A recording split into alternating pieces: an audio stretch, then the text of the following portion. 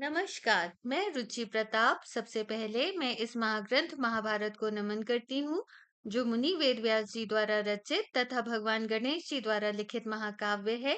इस ग्रंथ का संस्कृत से हिंदी में अनुवाद गीता प्रेस के शास्त्री महोदय श्री राम नारायण दत्त जी ने किया है। 12वां अध्याय। जन्मेजय के सर्प सत्र के विषय में रुरु की जिज्ञासा और पिता द्वारा उसकी पूर्ति। रुरु ने पूछा, श्रेष्ठ, राजा जन्मेजय ने सर्पों की हिंसा कैसे की, अथवा उन्होंने किस लिए यज्ञ में सर्पों की हिंसा करवाई? विप्रवर, परम बुद्धिमान महात्मा आस्तिक ने किस लिए सर्पों की इस यज्ञ से बचाया? यह सब मैं पूर्ण रूप से सुनना चाहता हूँ। ऋषि ने कहा, रुरो, तुम कथावाचक ब्राह्मणों के प्रमुख से आस्तिक का महान चरित्र सुनोगे। ऐसा कहकर सहस्त्र पद मुनि अंतर्ध्यान हो गए। उग्र श्रवा जी कहते हैं, तदंतर रुरु वहां अदृश्य हुए मुनि की खोज में उस वन के भीतर सब ओर दौड़ते रहे और अंत में थककर पृथ्वी पर गिर गए। गिरने पर उन्हें बड़ी भारी मूर्छा ने दबा लिया। उसकी चेतना नष्ट सी हो गई। महर्षि के यथार्थ वचन का बार बार चिंतन करते हुए होश में आने पर रुरु घर लौट आए। उस समय उसने पिता से यह सब बात कह सुनाई और पिता भी आस्तिक का उपख्यान पूछा। रुरु के पूछने पर पिता ने सब कुछ बता दिया। इस प्रकार श्री महाभारत आदि पर्व के अंतर्गत पौलोम पर्व में सर्प सत्र प्रसान वार्षिक 12वां अध्याय पूर्ण हुआ। 13वां अध्याय। जारत कारू का अपने पिता के अनुरोध से विवाह करने के लिए उद्यत होना। शौनक जी ने पूछा, सूत जी, राजाओं में श्रेष्ठ जन्मेजय ने किसके लिए सर्प सत्र द्वारा सर्पों का अंत किया? यह प्रसंग मुझसे कहिए। सूत नंदन, इस विषय की सब बातों का यथार्थ रूप से वर्णन कीजिए। जप यज्ञ करने वाले पुरुषों में श्रेष्ठ विप्रवर आस्तिक के किस लिए सर्पों को प्रज्वलित अग्नि में जलने से बचाया? और वे राजा जन्मेजय जिन्होंने सर्प सत्र का आयोजन किया था, किसके पुत्र थे?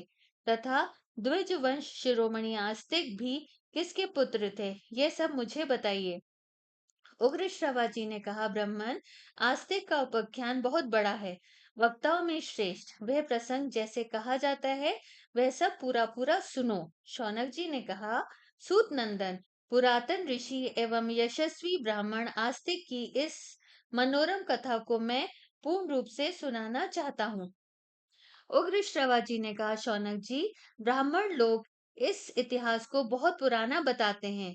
पहले मेरे पिता लोमहर्षण जी ने, जो व्यास जी के मेधावी शिष्य थे, ऋषियों के पूछने पर साक्षात श्री कृष्ण द्वैपायन व्यास के कहे हुए इस इतिहास का नैमिषारण्यवासी ब्राह्मणों के समुदाय में वर्णन किया था। उन्हीं के मुख से सुनकर मैं भी इसका यथावत वर्णन करता हूँ। शौनक जी, यह आस्तिक मुनि का उपाख्यान सब पापों का नाश करने वाला है। आपके पूछने पर मैं इसका पूरा पूरा वर्णन कर रहा हूँ। आस्तिक के पिता प्रजापति के समान प्रभावशाली थे। ब्रह्मचारी होने के साथ ही उन्होंने आहार पर भी संयम कर लिया था। वे सदा उग्र तपस्या में संलग्न रहते थे। उनका नाम था जरत्कारु। वे ऊर्ध्वरेता और महान ऋषि थे। ययावरों में, ययावर का अर्थ है सदा विचरने वाले मुनि, मुनि वृत्ति से रहते हुए सदा इधर उधर घूमने वाले गृहस्थ ब्राह्मणों के एक समूह विशेष की यायावर संज्ञा है। उनका स्थान सबसे ऊंचा था। वे धर्म के ज्ञाता थे। एक समय तपोबल के संपन्न उन महाभाग जरत्कारु ने यात्रा प्रारंभ की।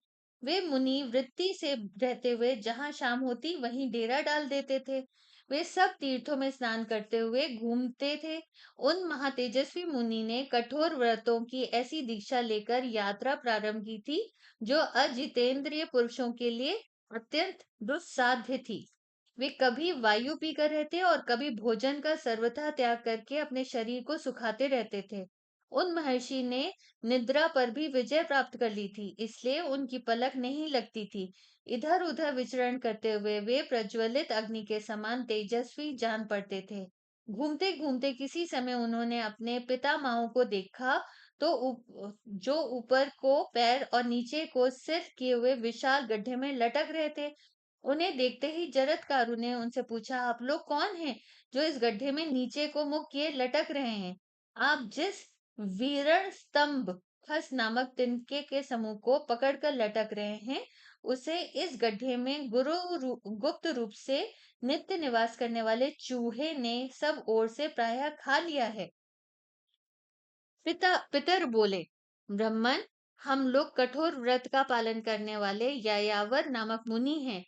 अपनी संतान परंपरा का नाश होने से हम नीचे पृथ्वी पर गिरना चाहते हैं। हमारी एक संतति बच गई है जिसका नाम है जरत्कारु। हम भाग्यहीनों की वह अभागी संतान केवल तपस्या में ही संलग्न है। वह मूढ़ पुत्र उत्पन्न करने के लिए किसी स्त्री से विवाह करना नहीं चाहता है। अतः वंश परंपरा का विनाश होने से हम यहाँ इस गड्ढे में लटक रहे हैं।